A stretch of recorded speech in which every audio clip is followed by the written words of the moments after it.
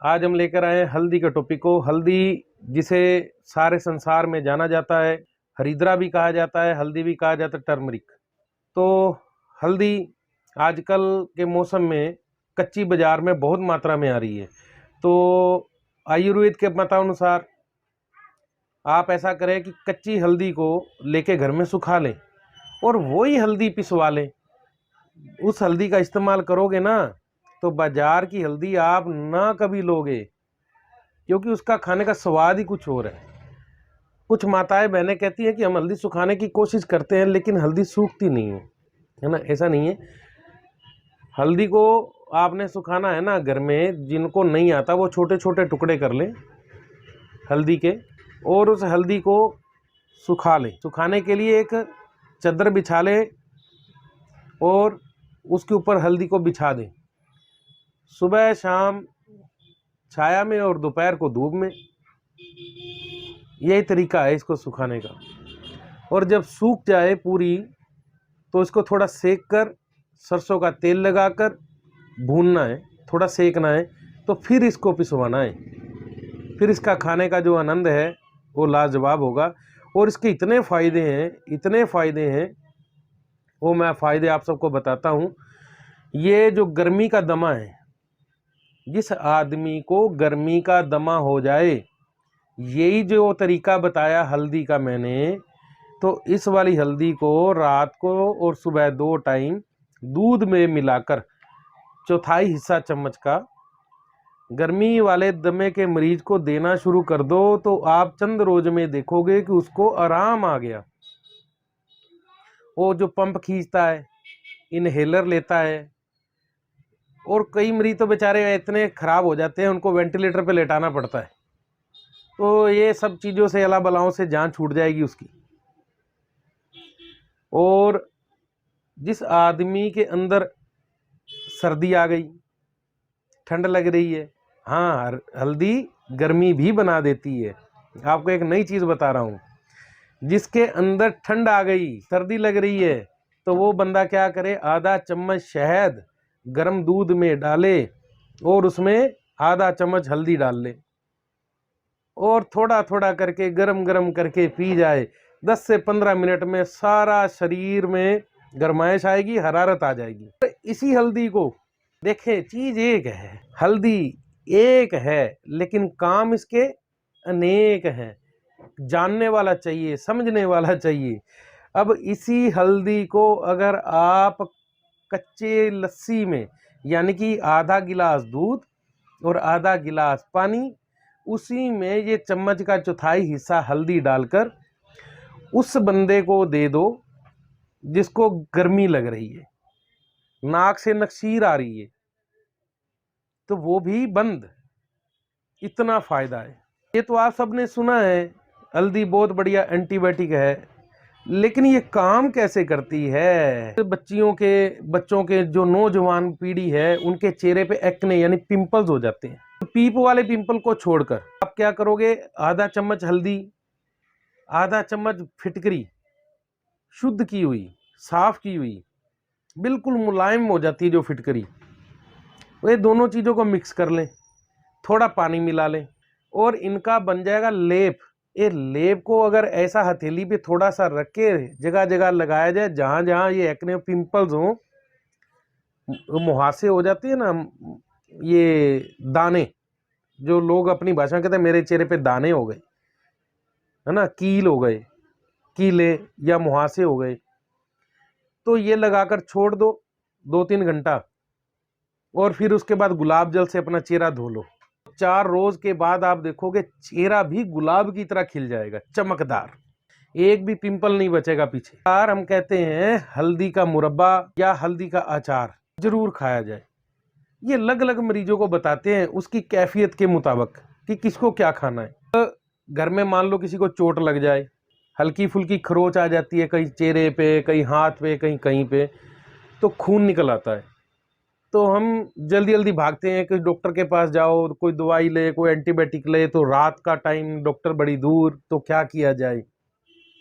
तो आपने क्या करना, फट से वही हल्दी का पाउडर लेना है और उसके ऊपर लेप कर देना है, सीधा सूखी हल्दी का लेप, सबसे पहले हल्दी का लेप करने से क्या होएगा, वहां से खून जो बह रहा है बार बार दबाने पे भी बंद नहीं हो रहा, तो वो बंद हो जाएगा चंद मिनटों में। इतना बड़ा फायदा हल्दी का। और दूसरा फायदा, ये निशान नहीं बनने देती नीचे। अगर टाइम से प्योर चीज अगर आप लगा दे, उसमें डुप्लीकेसी ना हो, तो हल्दी चोट के निशान का, घाव का निशान नहीं बनने देती। जिसको स्किन की प्रॉब्लम हो, चमड़ी के ऊपर खारिश आ जाए, त्वचा जल रही हो, त्वचा के अंदर घाव पैदा हो जाए, त्वचा के ऊपर खुजली आ जाए, और ये हल्दी का प्रयोग आप करें लगाने पे भी और खाने पे भी। लगाने का तरीका आपको बता दिया, अब खाने का तरीका क्या है, तो आपको उसके लिए थोड़ी मशक्कत करनी पड़ेगी। और ये फार्मूला आपके सामने मैं पेश कर रहा हूं, तो उसके लिए आपने क्या करना है, हल्दी, निशोत और हरड़, ये तीनों चीज़ों को 50-50 ग्राम ले लें। एक मिकदार बता रहा हूं, कम ज़्यादा आप कर लेना। 50-50 ग्राम ले लो, 100-100 ग्राम ले लो, तीनों चीज़ें हम वजन लेनी है। तो इनको आपने क्या करना है, बिल्कुल बारीक कपड़ छान चूर्ण करना है। कपड़ छान चूर्ण हो जाए तो उसमें 1 किलो मिश्री ये मिला देना है। जब मिल जाए तो थोड़ा सा पानी डाल के बिल्कुल धीमी आंच के ऊपर रख के चाशनी बना लेना है। जब चाशनी बन जाए तो तीनों का पाउडर उसमें मिल गया। एक तार की चाशनी बनाना है, पता चले चाशनी है, जो जमे ना, ऐसी चाशनी, थोड़ा सा गाढ़ा, ये ना हो कि थोड़ी हवा लगे वो टॉफी की तरह जम जाए। बाद में मेरे को कई मैसेज आते रहते हैं, हकीम साहब वो चाशनी तो जम गई। ये तो आप महिलाओं को मालूम है, घर में बना लेंगी। तो जब ये चाशनी वाली ये तीनों चीजें अदबिया तैयार हो गई, तो फिर उसमें आपने क्या करना है, जो पहले से तैयार रखी हो आपके पास, उसमें है दारू हल्दी, नागर मोथा, अजवाइन, अजमोद, चित्रक, कुटकी, सफ़ेद जीरा, छोटी पीपल, सौंठ, दालचीनी, छोटी इलायची, तेज पत्ता, वाइवडिंग, गिलोय, बासा मूल, कुठ, हरड़, बहेड़ा, आंवला यानी कि त्रिफला, चब, धनिया, ये सारी जड़ी बूटियां आपने ले लेनी है। कितनी कितनी लेनी है, 1-1 ग्राम, सिर्फ 1-1 ग्राम, जितनी मैंने मात्रा बताई ना ऊपर 50 ग्राम में, ये डालनी है 1-1 ग्राम। तो पहले इनका आपने कपड़ छान चूर्ण करना है। जब कपड़ छान चूर्ण हो जाए तो ये सारी चीज 1-1 ग्राम में डालना है, तो उसी में डाल के इसको मिक्स कर देना है। जब ये मिक्स हो जाए तो लास्ट में आपने क्या करना है, लोहा भस्म कम से कम 1000 पुटी, अबरक भस्म कम से कम 100 पुटी, ये भी 1-1 ग्राम। फिर दोनों को मिला के लास्ट में ऊपर छिड़क देना है और फिर इसको मिक्स कर लेना है। और भयानक से भयानक खुजली को भी ये ठीक करने वाला फार्मूलेशन है।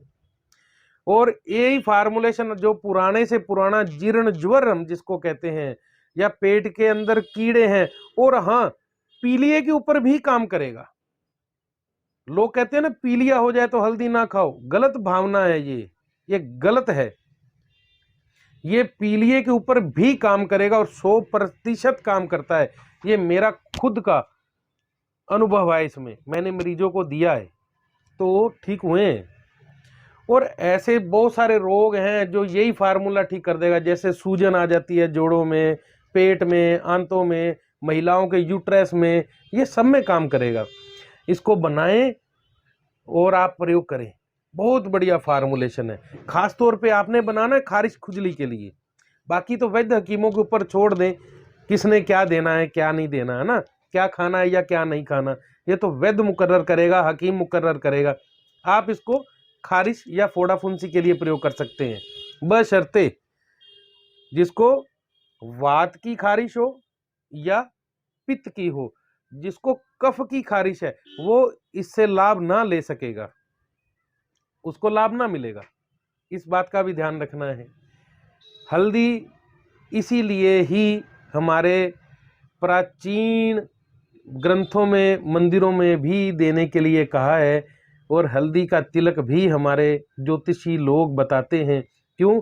ईड़ा पिंगला सुषुम्ना, यानी कि ये सुषुम्ना है ना, तो इसी के ऊपर भी हल्दी कार्य करती है। हल्दी में लिखा है कि शत्रुओं का नाश करती है। अब शत्रु कौन है? इस देह के अंदर जो पैरासाइट्स आ जाते हैं, यानी कि जो कीट आ जाते हैं, जो हमें दिखते नहीं है, माइक्रोस्कोप से देखते हैं, है ना, बैक्टीरिया जिसको कहते हो, उनका नाश करती है। ये सारी मेहनत आप सब दोस्तों के लिए हो रही है। आप इसको आगे ज़्यादा से ज़्यादा बढ़ाएं अपने दोस्तों में, रिश्तेदारों में। आप सबका दोस्त, मेरी ओर से नमस्कार। जय भारत, जय आयुर्वेद।